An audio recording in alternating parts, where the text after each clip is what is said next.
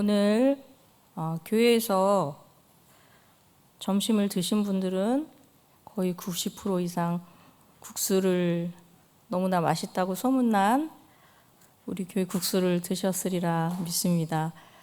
저는 오늘 그 초등부 교회학교 초등부 그 성경 캠프가 오늘 끝나는 바람에 뒷정리하느라고 그 맛있는 국수를 먹는 기회를 놓쳤습니다.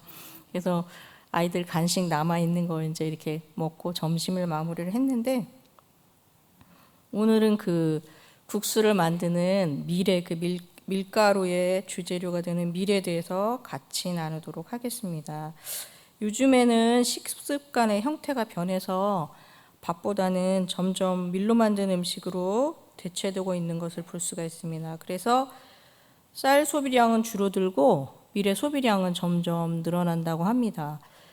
쌀밥은 우리나라 식문화를 대표하는 음식이었고, 또 과거에 한 사람이 1년 동안 100kg가 넘는 쌀을 소비할 만큼 한국인의 그 끼니를 책임지던 주식이었다고 합니다. 그런데 서구화 등으로 인해서 식생활이 변하면서 한국인의 밥상에서 점점 그 쌀밥이 사라져가고 있는 것을 볼 수가 있습니다.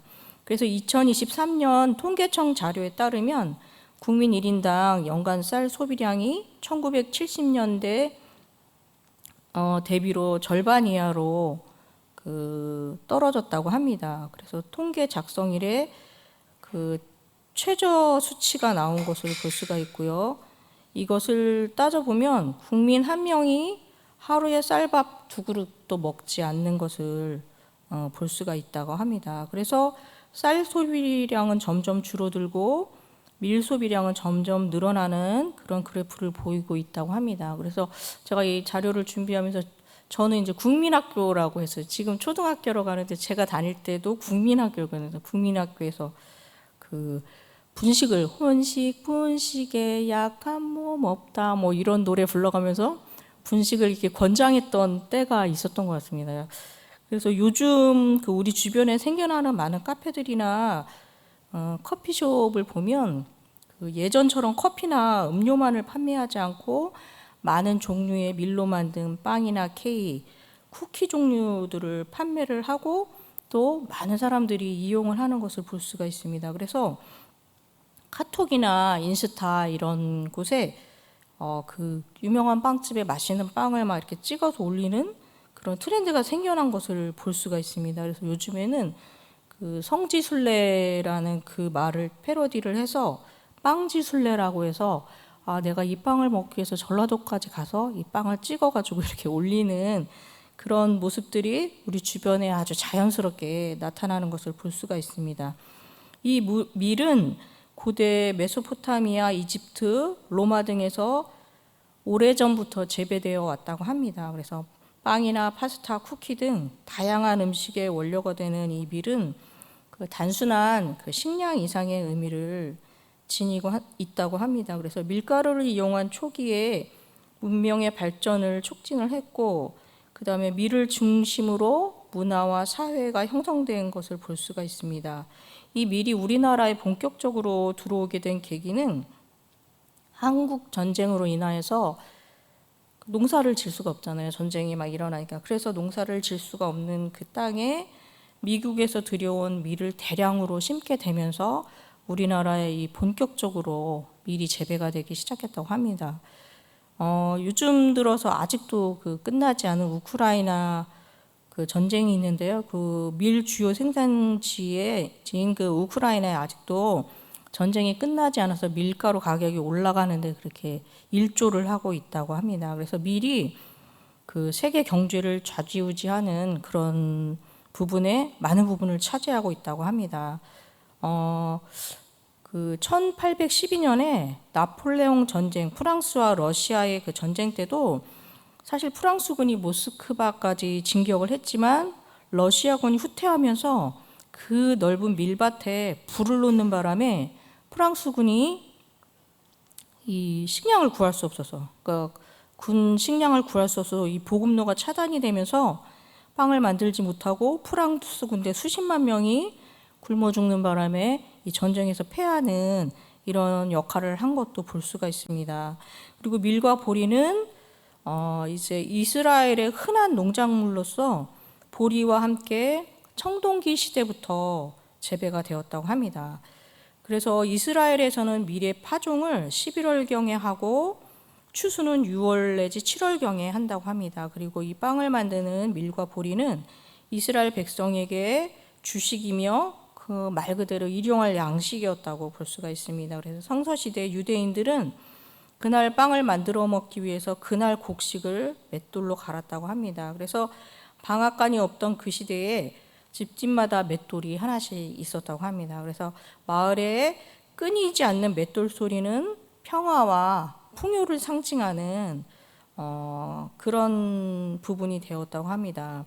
그래서 밀은 이스라엘에서 가장 많이 지배하는 곡물이며 지금도 이스라엘의 집단 농장에서는 기계를 이용해서 대단위로 그 밀을 재배한다고 합니다. 성경에 나오는 기드온의 고향인 오브라와 또 삼손이 여우를 잡아서 밀밭에 불을 지른 소래 골짜기에는 아직도 밀 경작지로 유명하다고 합니다. 그래서 성경에서 그 구약 성경에 밀이 처음 나오는 대목은 창세기인데 우리 성도님들이 너무 잘 아시는 것처럼 아브라함이 나그네를 자기 천막에 초대하여 고운 밀가루로 빵을 구워 손님을 접대한 후에 자녀를 얻게 되는 그 대목이 제일 먼저 그 성경에 등장하는 구약에 등장하는 밀에 관한 이야기라고 합니다. 그래서 밀은 그 이스라엘에서 제일 먼저는 농작물로 신명기 8장 6절에 보면 밀과 보리의 소산지요 포도와 무화과와 석류와 감람나무와 꿀의 소산지라 이렇게 소개되어서 밀과 보리가 이스라엘의 중요한 농작물인 것을 표현을 하고 있고요. 그 다음에 밀은 하나님의 제단에 드리는 제물용 빵을 만드는 재료인 것을 출애굽기 29장 2절에 찾아보면 이렇게 설명이 되어 있습니다. 무교병과 기름 섞인 무교 과자와 기름 바른 무교 전병을 모두 고운 밀가루로 만들고라고 이렇게 성경에 나와 있습니다. 그리고 또 이 밀은 제사장 위임식에 쓰일 제물 준비를 할 때 그 나오는 내용인 것을 알 수가 있고요.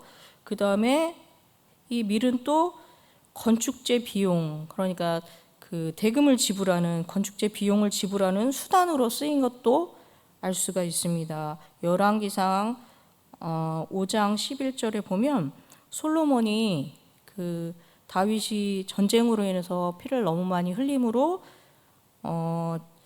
하나님의 성전을 지을 수 없는 것을 나단 선지자를 통해 들었을 때 그 아들 솔로몬이 성전 건축을 할 수 있도록 그렇게 많은 재료들을 준비해 주죠. 그때 그 히람이라는 사람이 등장을 하는데 이때 보면 솔로몬이 히람에게 그의 궁전 음식물로 밀 2만 고루와 맑은 기름 20고루를 주고 해마다 그와 같이 주었더라라는 내용이 나오고 있습니다. 그래서 그 어떤 건축재를 받고 대금을 지불하는 부분에서도 밀이 사용된 것을 볼 수가 있습니다. 이제 신약 성경으로 넘어와서 보면 이제 오늘 말씀에 그 밀을 신앙에 비유한 것을 볼 수 있습니다. 예수님은 자신을 많은 열매를 맺기 위해 이 땅에 떨어져 죽은 한 알의 밀이 되었다고 요한복음 오늘 말씀 요한복음 12장 24절에 내가 진실로 진실로 너희에게 이르노니 한 알의 밀이 땅에 떨어져 죽지 아니하면 한 알 그대로 있고 죽으면 많은 열매를 맺느니라 라는 말씀처럼 그 예수님이 많은 사람을 땅에 떨어져 그 죽은 밀처럼 되셔서 많은 영혼을 구원하는 그런 비유로 쓰인 것을 볼 수가 있습니다.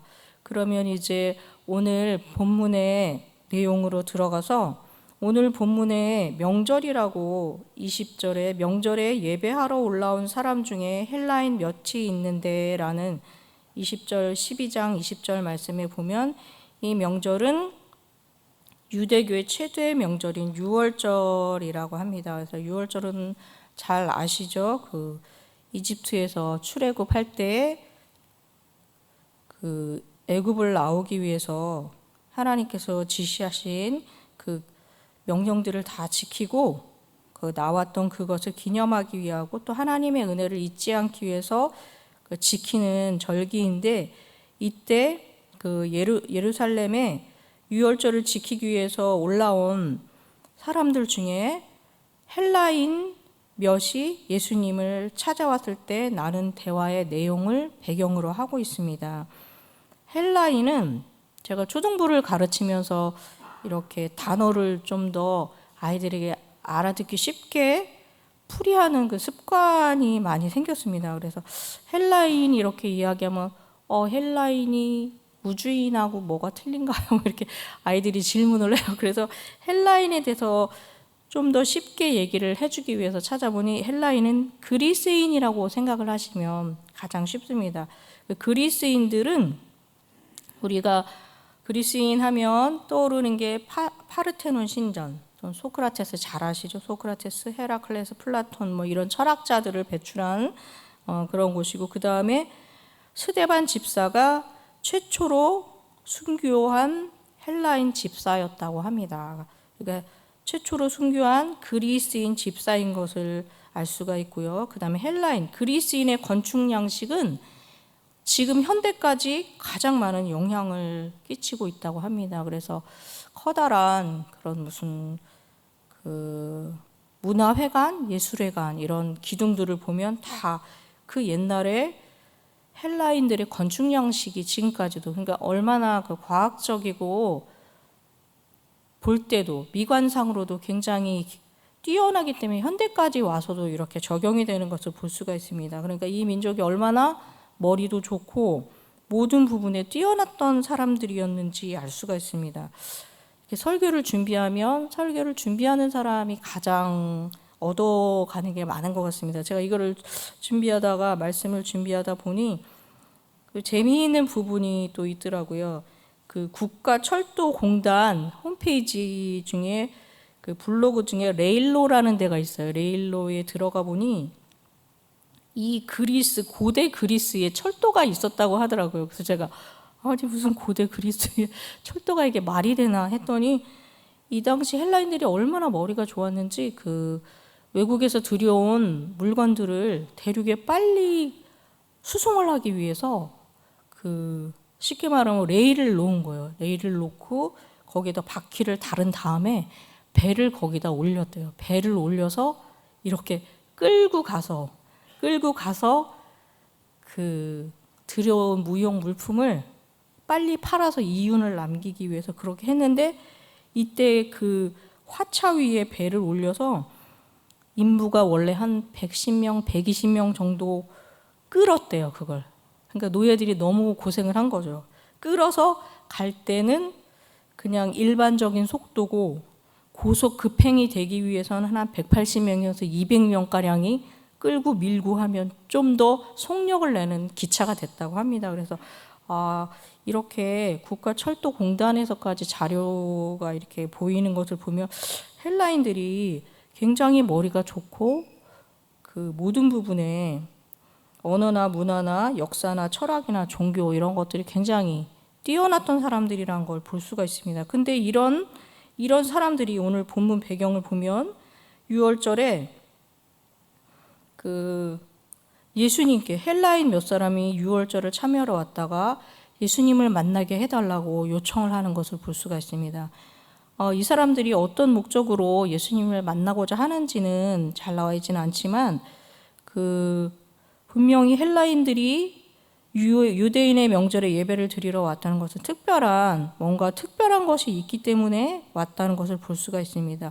아마 이 사람들은 유대교로 개종한 유대교에서 개종한 사람들인 것을 볼 수가 있습니다. 그래서 이 사람들은 유대교에서 개종을 했지만 저들이 뭔가 그 철학적으로 높고 그런 부분에 대해서 만족함이 없기 때문에 아마 예수님이 행하신 그 십자가에 달려 돌아가시기 전에 행하셨던 그런 많은 기적이나 또 많은 소문들을 듣고 예수님과 대화를 해봐야 되겠다 하고 찾아온 것을 볼 수가 있습니다. 그래서 많은 사람들로 인해서 만날 수 없었을 때 빌립에게 청한 것을 볼 수가 있습니다. 저들이 얼마나 예수님을 만나기를 간절히 소망했는지를 보면 일단 이들의 심정이 선생이여 우리가 예수를 뵙고자 하나이다 라는 이 말에 나타나 있다고 합니다. 이 성경 번역에는 그냥 한국 성경 번역에는 그냥 그저 선생이여 이렇게 되어 있지만 헬라 원문에는 그 쿠리에라고 되어 있다고 합니다. 이것은 그 당시에 최고의 경호로서 각하라는 말과도 동일하다고 합니다. 그래서 최고의 존칭을 칭하면서 뵙고자 하는 우리도 왜 그 분야에 굉장한 그 전문가라든지 이런 분들을 만나기 위해서는 기다리고 뭐 예약하고 짧은 시간 만날지라도 많은 대가를 지불하고 이렇게 만나는 것처럼 이 부족함이 없는 헬라인들이 예수님에 대해서 난 소문을 듣고 만나고자 했을 때는 그 예수님에 대해서 높이 평가했다는 것을 볼 수가 있습니다. 그리고 또 이렇게 최고의 경어를 써가면서 예수님을 만나고자 했을 때는 이 사람들에게 뭔가 해결되지 않고 또 뛰어넘을 수 없는 어떤 그 갈망이라든지 궁금증이라든지 이런 것들이 있기 때문에 그 대통령을 면회하듯이 예수님을 만나고자 했던 것을 볼 수가 있습니다. 이들은 헬라의 많은 철학과 종교에서 만족을 얻지 못한 것 같고 또 유대교에서도 별 시원한 해결을 보지 못한 것을 볼 수가 있습니다. 그래서 예수님을 만나고자 이렇게 청했던 것을 볼 수가 있습니다.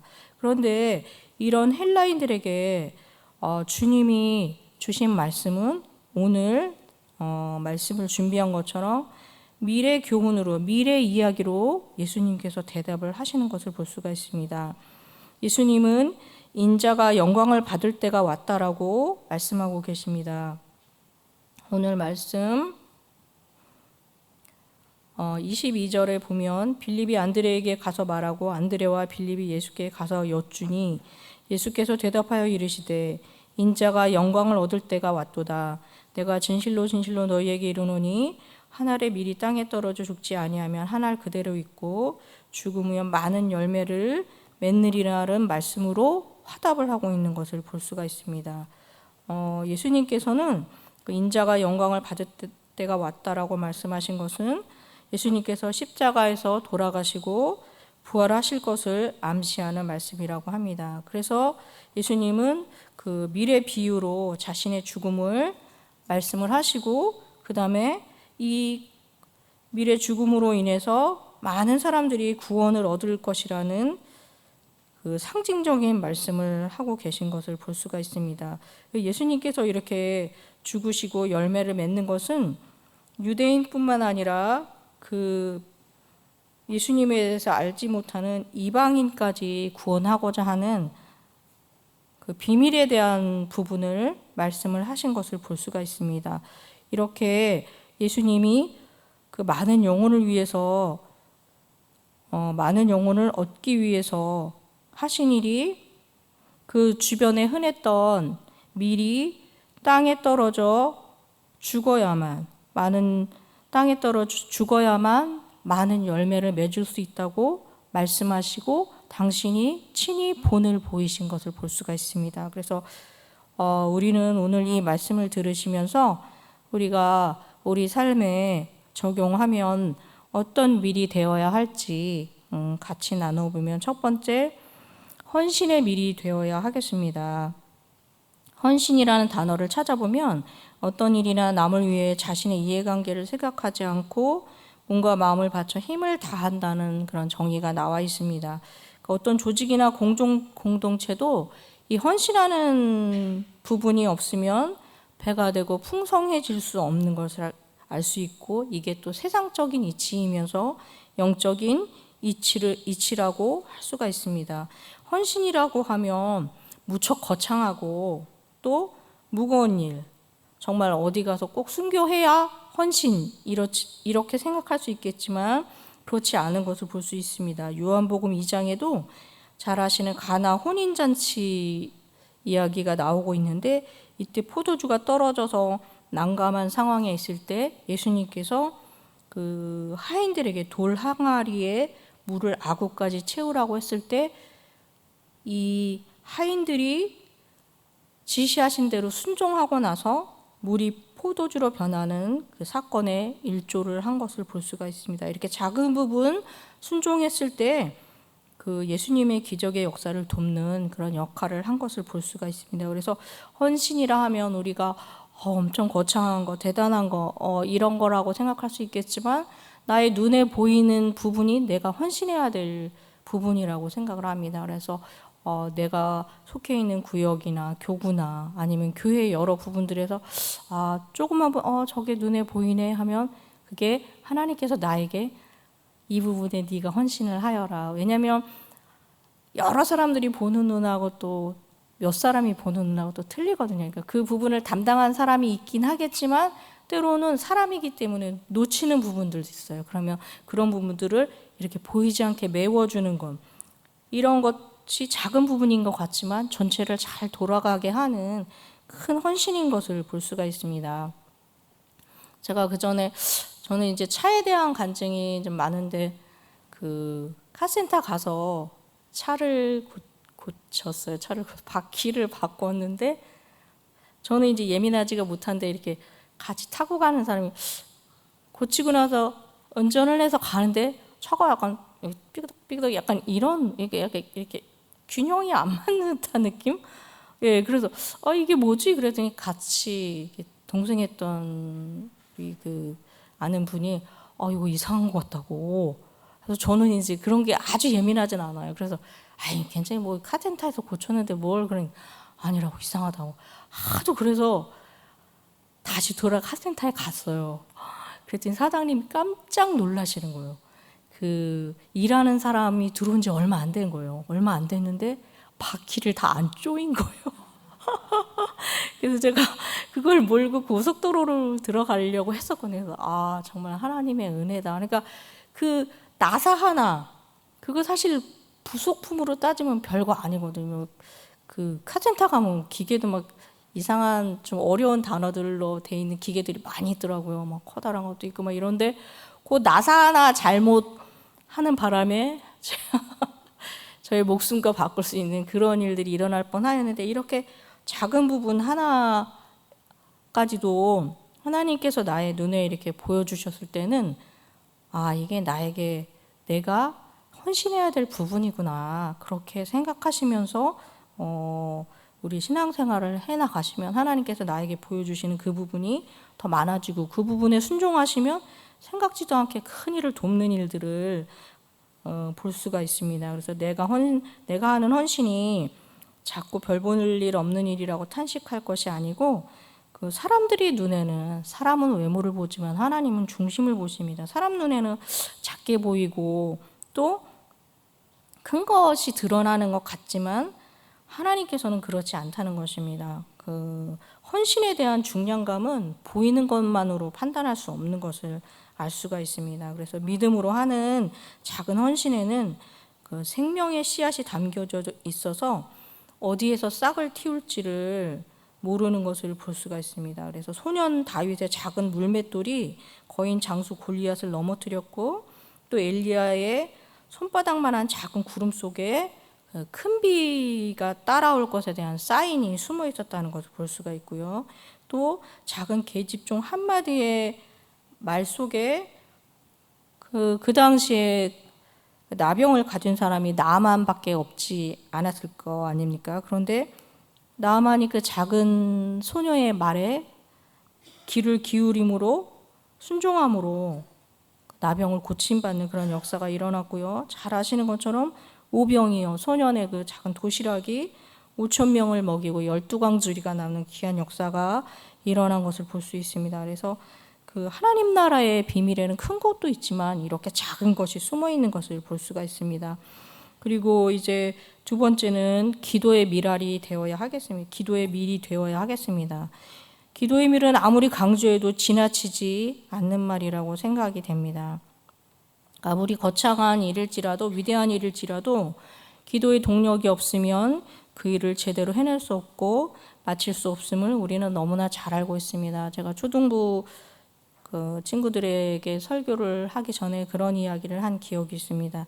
얘들아, 기도를 하지 않으면 우리가 맛있는 스테이크를, 기도는 말씀을 준비하는 건 스테이크를 준비하는 거고, 기도하는 거는 그거를 불로 굽는 거나 마찬가지야. 그래서 말씀과 기도가 같이 가지 않으면, 기도가 빠지면 그거는 어떻게 보면 안 한 것만도 못한 일이 될 수도 있어 라고 제가 아이들에게 이야기해 준 그런 일이 있는데요. 이렇게 기도의 미래 역할을 하는 것은 너무나 중요합니다.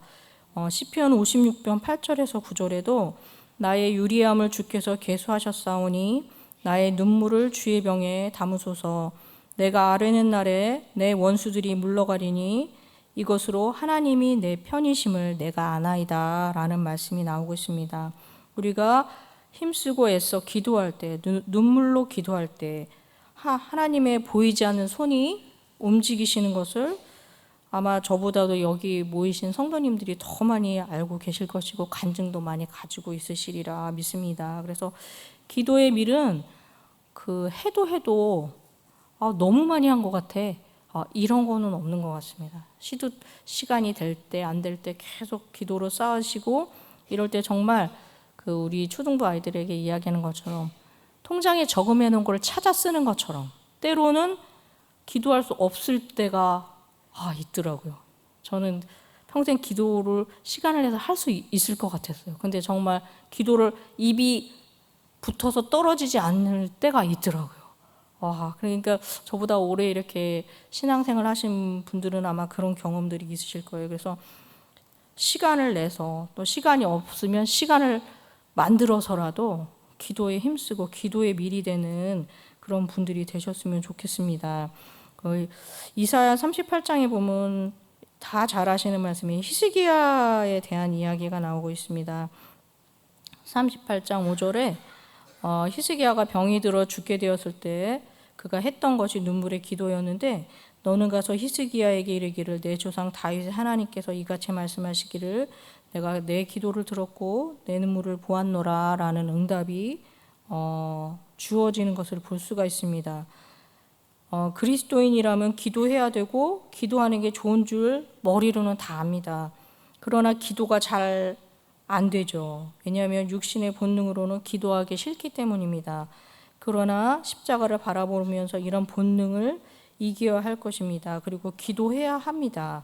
기도해야만 하나님의 손이 움직이시는 것을 볼 수가 있고 또 사람의 생각을 넘어서는 상식을 넘어서는 놀라운 기적을 체험할 수 있는 것을 볼 수가 있습니다. 그래서 사실은 기도하기가 어떤 때는 힘들고 불편하고 어려울지라도 그 선을 넘어서서 기도의 밀이 되셨을 때 축복의 문이 열리고 또 기적의 문이 열리는 것을 우리가 깨달아 알 수 있습니다.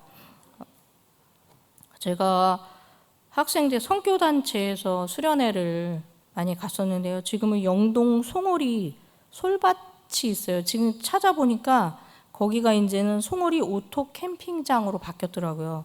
제가 1990년대에 송오리 소나무밭에서 큰 수련회가 있었어요. 큰 수련회가 있어서 전국에서 학생들이 모이고 그다음에 이제 외국의 유학생들까지 여기 다 모여서 몇만 명이 모여서 집회를 한 거죠. 전국 규모의 대규모 집회라고 주변에 있는 이제 교회에서도 참석해서 저녁 예배 때, 정령 예배 때 이렇게 예배를 드리고 하였고 또 저희 수련회는 불을 다 꺼놓고 좀 특징이셨어요. 불을 다 꺼놓고 소리만 들리는 거예요. 막 별은 하늘에서 막 반짝반짝 진짜 막 떨어질 것처럼 그렇게 하는 거기서 이렇게 설교도 듣고 이랬었는데 유명한 부흥사나 강사님 외국에서도 이렇게 초빙돼서 이제 젊은 사람들이 수련회를 하니까 이렇게 오셨었는데 둘째 날 갑자기 모든 집회를 다 이렇게 취소한다고 막 광고가 나오는 거예요. 그래서 이거 뭐지? 원래 이제 선발대들이 먼저 들어가요. 그래서 지금은 많이 시설이 됐지만 1990년대까지는 그런 솔밭에 전기 시설까지 하기도 쉽지가 않거든요. 근데 이제 미리 한 주 전에 들어가서 다 전기 설치하고 막 이렇게 마이크 나오게 하고 화장실도 뭐 다 만들고, 지금은 다 이렇게 이미 만들어져 있지만 그 당시엔 화장실도 다 만들어야 되는 상황이었거든요. 근데 둘째 날 모든 그 순서를 다 취소한다고 하는 거여서 이게 뭐지? 무슨 상황이지? 뭔가 좀 약간 일이 있나 보다. 그랬더니 다 모이라, 그 가운데 광장같이 돼 있는 데 있거든요. 다 모이라 하시더니 중보기도를 해야 한다고 하시는 거예요. 목사님들하고 간사님들하고. 그래서 이게 무슨 상황이지? 그래서 이제 막 저희는 이제 어리니까 막 기도하라고 해서 같이 통성기도하고 막 기도를 했는데, 나중에 이제 그러시는 거예요. 그 송오리 앞에 강이 흘러요. 강이 흐르는데 평상시엔 괜찮은데 비가 많이 오면 강이 굉장히 많이 불어나잖아요. 그래서 제가 강가에 갔다가 저 같은 경우는 안경을 잃어버려가지고 그 읍내까지 안경을 맞추러 이렇게 나갔다 온 기억도 있는데, 근데 거기 어떤 자매가 나갔다가 신발이 떠내려가는 거를 주스로 따라가다가 이런 말씀 드려서 그렇지만 이 세상을 떠나게 된 거예요. 이 세상을 떠나게 돼서 이제 이 큰 부흥의 청년들 집회를 예비해 놓고 이런 일이 벌어졌으니까 이제 그 난리가 난 거죠. 막 기도하고 막 그 담당하시는 분들 금식하시고 막 이랬었는데, 그 자매가 평상시에 그렇게 기도 제목을 내놨대요. 1학년이었는데, 대학교 1학년이었는데 제 목숨, 집안에서 아무도 안 믿는 거예요. 제 목숨을 내놓고 저희 가족을 구원해 주세요라고 해서 주변에서 그랬대요. 그런 기도들 제목 내놓는 거 아니라고, 그냥 최선을 다해서 기도하되 그런 위험한 기도 제목은 하는 거 아니라고 이렇게 이야기를 했는데, 때로는 하나님이 응답하시는 게 상식을 뛰어넘을 때가 있어요. 이런 굉장히 특별한 경우인데, 그래서 그 집안 식구들이 다 쫓아온 거예요. 어떻게 애를 꼬드겨내서 이 지경을 만들었냐, 책임져라. 막 그렇게 해서 진짜 정말 막 험한 일이 일어나는 상황까지 갔는데, 참 목사님들이 그래도 담대하시더라. 기도하면서 예배 드리고 나서 이제 말씀 나누자고, 장례 절차 막 이런 거. 근데 참 가족들이 너무 악하시더라고요. 그 교회 간다고 이제 많이 때리신 거예요. 때리고 가두고. 근데 이제 몰래 도망쳐 나와서 여기를 온 거예요. 수련회를 와서 은혜 받는데, 이제 그 얘기를 듣고는 이제 기회는 이때다 하고 다 쫓아온 거예요, 그 가족이. 근데 거기에서 기도하면서 예배드리는 가운데 처음 곧바로 된 건 아니지만 한 명씩 한 명씩 돌아오기 시작했어요. 그래서 가족이 다 구원되는 기가 막힌 역사가 있었습니다. 그래서 제가 그 어린 나이 때는 이렇게까지 응답을 하셔야 되는 건가? 이렇게 생각을 했지만, 때로는 하나님은 상식을 뛰어넘어서 그 가족을 구원하기 위해서 이 자매가 그 가문을 위한 밀이 되었구나라는 그런 생각을 했습니다. 그래서 이렇게 하나님의 방법은 우리 때로는 그건 상식적으로 안 맞는 것 같은데 라고 할지라도, 그 가문을 향한 그 자매의 간절한 기도를 들으시고 이렇게 기도의 밀이 된 자매를 통해서 가문을 구원하신 것을 볼 수가 있습니다. 또 세 번째는 복음의 밀이 되어야 하겠습니다. 지금 이렇게 예배드리는 우리 성도님들 중에는 모태신앙부터 이렇게 부모님으로부터 복음을 받으신 분도 계시고, 중간에 또 누군가의 전도를 통해서 그 하나님을 알게 되고 예수님을 알게 되고 이렇게 이 자리에 이렇게 예배드리는 자리까지 오실 수 있었겠지만, 누구든지 우리는 다 복음의 빚진 자인 것을 알 수가 있습니다. 모태신앙이면 부모에게서 받은 그것이 복음의 빚진 자가 되겠고, 또 믿지 않는 가정에서 이렇게 주변 사람들을 통해서 교회에 오게 됐으면 그 사람들을 통한 복음의 빚진 자가 된 것을 볼 수 있습니다. 그래서 우리가 때를 얻든지 못 얻든지 전해야 될 사명이 있는 것을 알 수가 있습니다. 그래서 우리는 복음의 밀이 되어서 주변에 그 기회가 있을 때마다 예수님에 관한 말씀을 나누고 또 전해야 하는 그런 사명이 있는 것을 볼 수가 있습니다. 제가 중학교 다닐 때 미술 선생님이 계셨어요. 근데 미술 수업 중에 그렇게 말씀하신 거예요. 지금 이제 명화 감상 시간이라고 하시면서, 이제 지금 생각해 보니까 그 예수님에 대한 사진이었던 것 같아요. 예수님에 관한 주제로 한 사람이 그림이라든지 이런 걸 그린 건 아니잖아요. 그래서 여러 작가들의 그 그림을 막 보여주시는 거예요. 보여주시면서 이분이 우리를 위해서 십자가에 달려 돌아가신 분인데 이 그림을 보고 감상문을 뒤에다 적어서 아주 감상문을 길게 감명 있게 적어내는 친구에게는 특별한 점수를 주시겠다고 하셨어요. 그래서 그걸 보고 막 이분이 십자가, 이제 그 당시에 저는 교회를 안 다녔던 때라 십자가에 달려 돌아가셨다는데 이분을 이제 막 그렇게 감상문을 아주 길게 적어서 냈던 기억이 있습니다. 근데 지나고 나니까 이게 다 복음의 씨앗이 되었더라고요. 그래서 몇 년이 지난 다음에 청주가 약간 좁잖아요. 결혼식장에 갔더니 그 선생님이 식사를 하고 계시더라고요. 그래서 쫓아가서 선생님 저 미술 시간에 그거 보고 제가 교회를 나가게 됐어요. 그랬더니 아유 감사하다고 하나님께 감사드린다고 하면서 너무 신앙생 잘하라고 어디 교회 다니냐 이렇게 물어보시면서 그랬던 일이 있습니다. 그래서 때로는 직접적으로 교회 나와 예수 믿어야지 이렇게 할 수도 있겠고 또 뭐 부침 같은 거 하나 하면 이렇게 옆에 갖다 드리면서 맛있게 드시라고 그러면 굳이 교회 다녀요 이렇게 말 안 해도 저분 교회 다니신데 교회를 봐도 알 수가 있고요. 그래서 때를 얻든지 못 얻든지 하나님께서 주시는 방법으로 이렇게 복음을 전하는 그런 분들이 되셨으면 좋겠습니다. 이번에 또 인도의 바라나시로 우리 청년에서 인도 아웃리치를 떠난 것을 볼 수가 있습니다. 그래서 이 선교 훈련 중에 있는 우리 교회 아웃리치 팀도 작은 복음의 미래 역할을 감당하러 떠난 것을 볼 수가 있습니다. 그래서 우리가 뿌린 씨앗이 언제 열매 맺을지 알지 못하지만 때를 얻든지 못 얻든지 뿌리게 되면 하나님의 때에 생각지도 못한 방법으로 열매를 맺는 것을 볼 수가 있습니다. 그래서 우리 모든 성도님들 이렇게 예수님이 본을 보이셨던 그 미래 삶을 사시면서 승리하시는 여러분들이 되셨으면 좋겠습니다. 오늘 말씀 기억하시면서 주여 한번 부르시고 기도한 후에 제가 기도하도록 하겠습니다. 주여 한번 하시겠습니다. 주여